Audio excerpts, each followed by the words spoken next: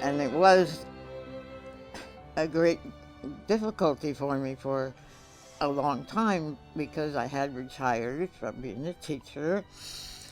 But then I needed to do something. I had gone around and volunteered as a helper in people's classrooms kind of thing.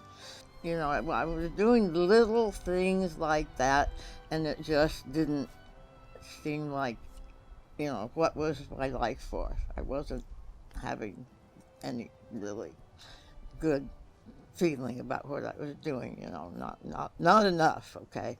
But then Claudia Sweet, I'm going to give her a plug because she was my life coach.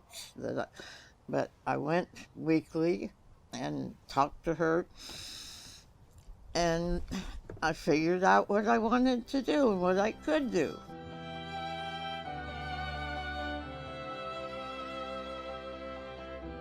You don't have to go very far to see the anguish that homelessness has created in our community. There's the man who lives at the post office up the street. There's the people that live behind the thrift store down this way. There's the folks working the signs out on Blackstone and at the freeway interchanges. And I look at that stuff and recognize the horror of it.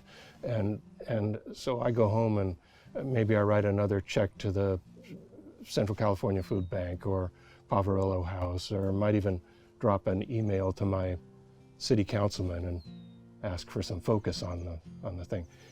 Nancy looks at that and sort of thinks it over and goes and buys a house, gathers a bunch of like-minded people to form a board of directors, forms a nonprofit corporation, builds shelters, brings in homeless people, and has been running the thing for years now. I can't imagine doing that. I'm completely in awe. And it's to the benefit of our neighborhood and our community.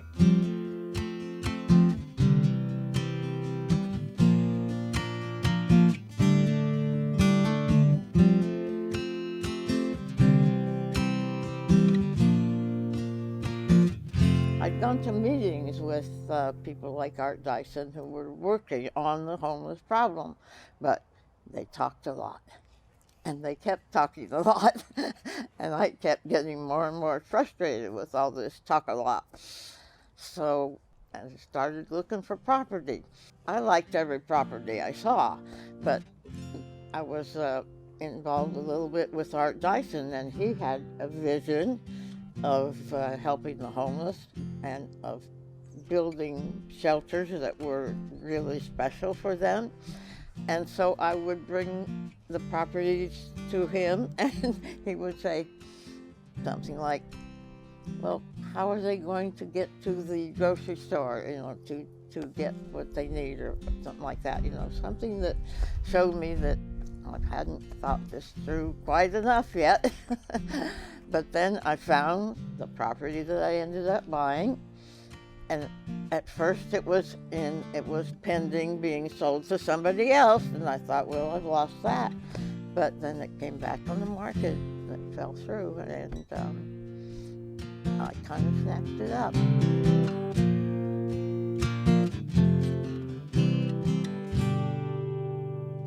Pretty much my whole adult life I've been homeless.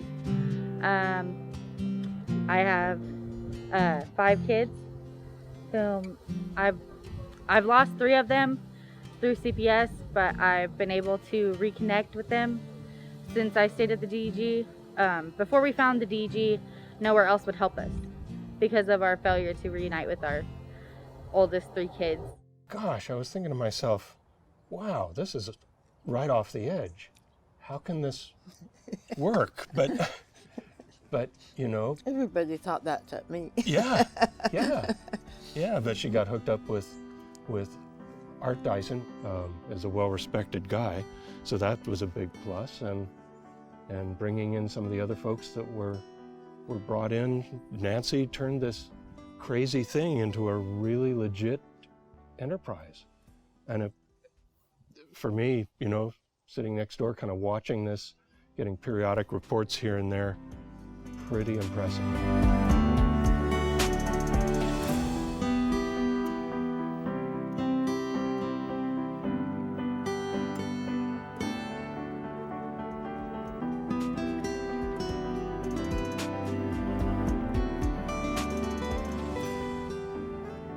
Since then, we have been sober for a year. We both found jobs. I currently work at Walmart. We're supposed to get our kids back in July. We've been able to reunite with the kids that we lost. So our oldest 3 kids whom were taken from me at birth, we got to meet them, spend Christmas with them. Nancy's an amazing person. If it wasn't for her, then we wouldn't have the opportunity to know our kids. I'm wishing and hoping that people's view of the homeless will somehow be turned around.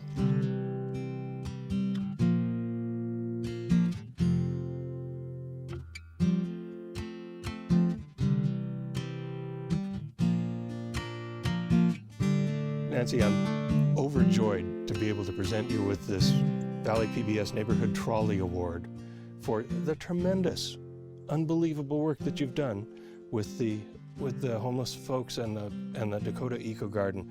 Thank you so much. You're making our whole community a better place. It's such an honor to be your neighbor. I really appreciate what you've done. All right, Jeff. Wow. Let's see. How many people could live in that? Yeah, right, right.